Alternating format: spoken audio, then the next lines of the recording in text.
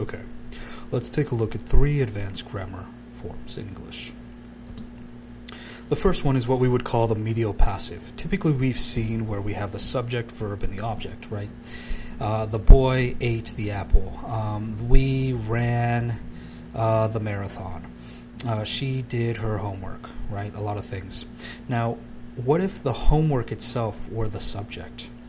Now, we understand that inanimate objects don't actively do things. They don't do verbs. But in the medial passive, we can. There's a construction that we can do with English. So we have the object acting as a subject in this case, then the verb, and then the rest of the sentence. Normally, we have an adverb involved. So let's take a look.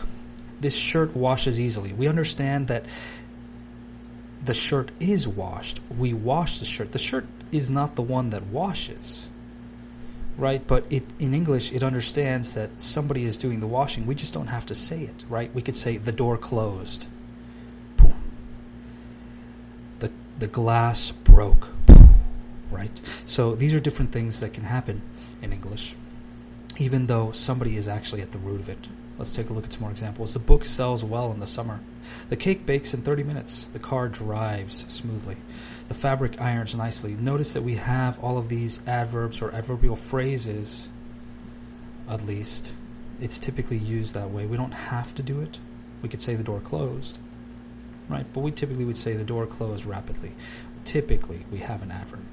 The toy assembles quickly. The glass breaks easily. The soup cooks on low heat. The software installs without any issue. This house rents for a high price in the city. This is called the medial passive.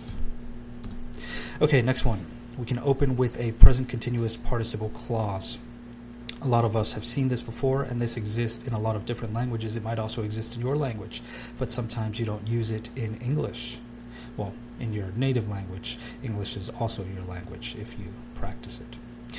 All right, running through the park. She, this is actually a subject, right? So we have the present participle, the rest of the phrase, and the subject comes way over here.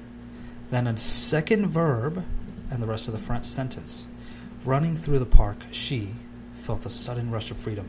So we could actually flip this. She felt a sudden rush of freedom as she ran through the park, as she was running through the park. What this means is these two actions were happening at the same time when we use this construction. Seeing the sunrise over the mountains, he realized how beautiful the world could be. Hoping for the best, they, subject, submitted their proposal to the committee. Laughing at the joke, everyone, subject, in the room felt more relaxed. Walking down the street, they, subject, noticed a new coffee had opened up. These two actions happened at the same time. These two actions happened at the same time. These two actions happened at the same time. This is opening with a present continuous participle clause. And the last one, leaving out the infinitive after a verb that uses the infinitive. This is used to not repeat the same action with causative or modal verbs. Modal verbs are verbs like should, would, could, will, can, must, may, might. Causative are verbs like want, forced, made, had, sometimes had, not always, need. These are causative verbs. They cause another action to happen. I didn't want to go, but she insisted that we should go. Right? We're cutting out go. They hoped to finish early, but they couldn't manage to finish early. We just say to. He asked me to stay, but I had to leave.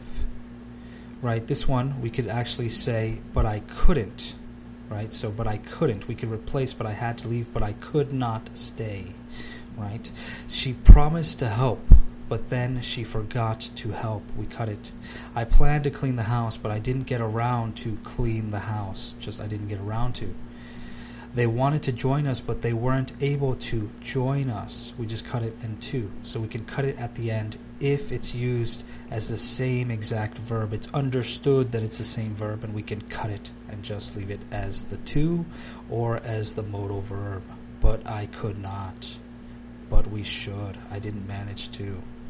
So these are 3 different things you can do to upgrade your English.